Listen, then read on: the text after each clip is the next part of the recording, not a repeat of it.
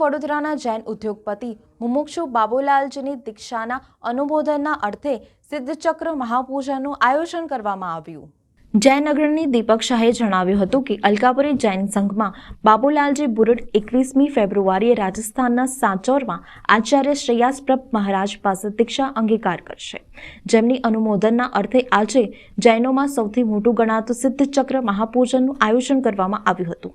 આ કાર્યક્રમની માહિતી આપતા મુમુક્ષુ બાબુલાલજીના લઘુબંધુ વિજયભાઈ શાહે જણાવ્યું હતું કે આ મહાપૂજન માટે મુંબઈથી ખાસ વિધિકાર પંકજભાઈ શાહ તથા વડોદરાના જૈન સંગીતકાર ઋષભ દોશી પધાર્યા હતા અને આ બંનેની જુગલબંધીએ ભગવાનના સુંદર સ્તવનોની રમઝટ બોલાવી હતી। દરમિયાન એમના પુત્ર વિમલભાઈ શાહે જણાવ્યું હતું કે 28મી જાન્યુઆરીએ વડોદરાના રાજમાર્ગો ઉપર મુમુક્ષુ બાબુલાલજી બરુડના દીક્ષા પહેલા પરંપરાગત રીતે વર્ષિદાનનો વિશાળ વરઘોડો અલકાપુરી જૈન સંઘમાંથી નીકળશે તથા તારીખ 21મી ફેબ્રુઆરીએ રાજસ્થાનના સાંચોર ખાતે આચાર્ય શ્રેયાસપ્રભ મહારાજ સાહેબ પાસેથી દીક્ષા લેશે। આ માટે અલકાપુરી જૈન સંઘમાંથી પણ મોટી સંખ્યામાં લોકો દીક્ષામાં જોડાશે।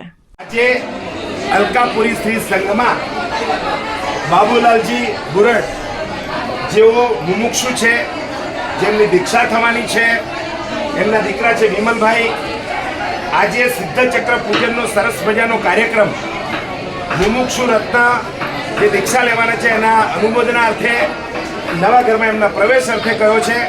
આપણે વિજયભાઈને પૂછીએ, એમના વિજયભાઈ બુરડ, કે આ આખો કાર્યક્રમ શું છે?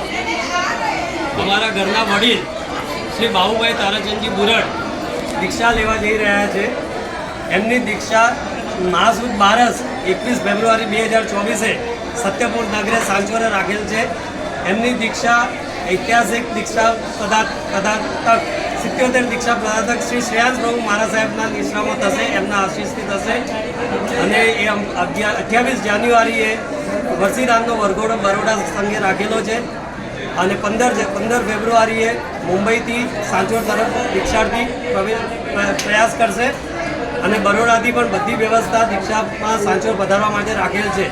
તો આપ સૌને દીક્ષામાં પધારવા માટે ખૂબ ખૂબ આવેદન।